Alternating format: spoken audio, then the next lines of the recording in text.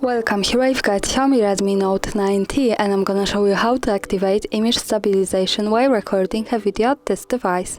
So let's start by tapping on the camera button to open it, and for now we are on standard photo mode.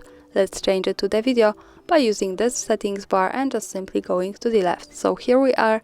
Now let's move to the right corner button to get access to more options about the video we can manage, and from here we have to move to the left side and pick the settings button to open advanced camera options. In the video modes we have the video settings at the first position with second option image stabilization, so by using the button from the right we can easily turn it off and turn it on as we need.